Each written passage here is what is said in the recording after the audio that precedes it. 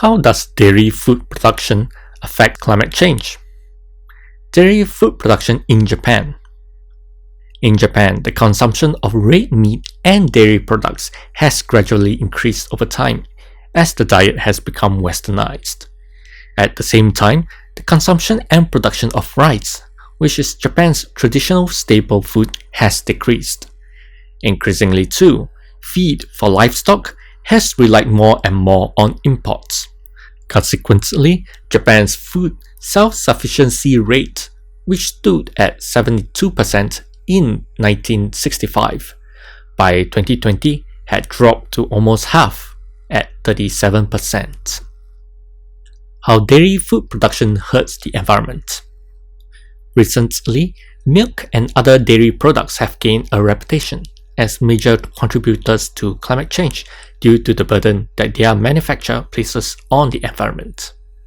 The meat, fish, and dairy industries use up to 83% of the world's farmland, but provide only 37% of our protein and 80% of our calories. Greenhouse gas emissions from dairy cattle industry increased by 18% between 2005 and 2015 due to greater demand for milk, according to the Food and Agriculture Organization of the United Nations.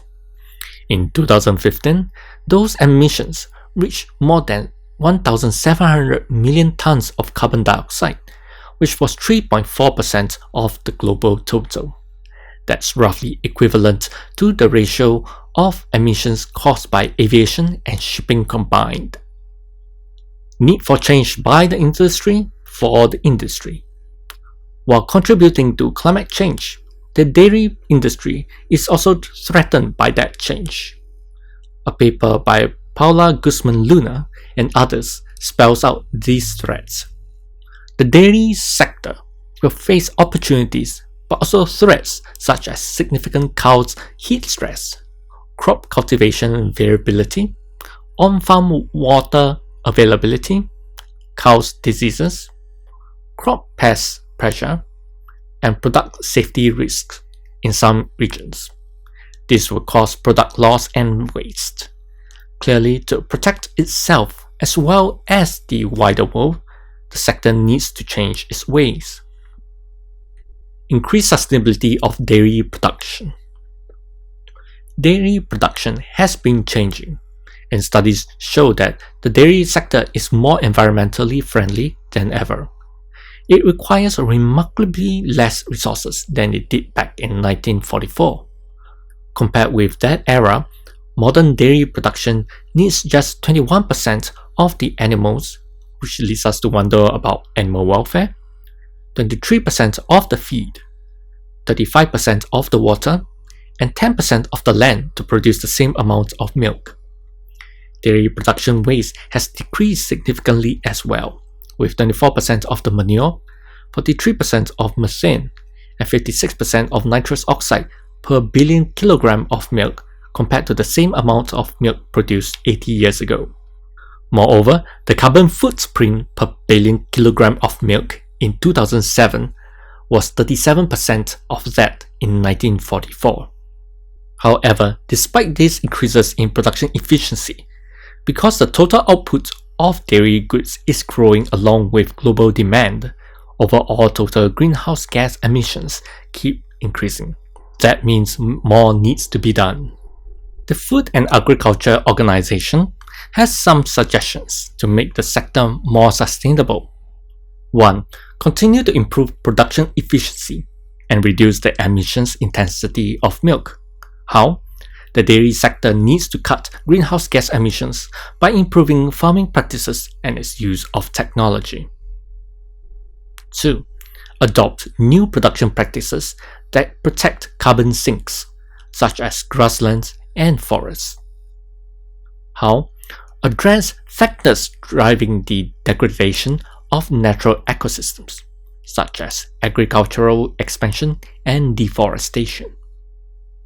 3. Integrate livestock into circular bioeconomy. How? Recycle and recover nutrients and energy from animal waste or integrate livestock with crops and agro industries to take advantage of low value and low emission biomass. Our choices directly affect our environmental footprint. While the dairy industry works to minimize its environmental footprint, what can we do as a consumer of the products? A growing awareness of climate change is leading to an increase in the number of people who are interested in shifting consumption from dairy goods to plant-based products. Plant-based milk has much less impact on the environment than cow's milk. Rice milk, for example, creates less than half the greenhouse gas emissions and requires 26 times less land than dairy milk. Okay, I can hear some of you complaining that plant-based drinks are not as rich in calcium as cow's milk. I know, and it takes me back to my elementary school days when my teachers all but forced pupils to drink the daily serving of milk in their school lunches, saying that it was essential for building strong bones. Dairy food is rich in calcium, but there are many alternative sources of calcium, including kale, okra, and even bread. Given that shifting to plant-based milk doesn't have to hurt the healthy balance of your diet, which milk are you going to choose from now on?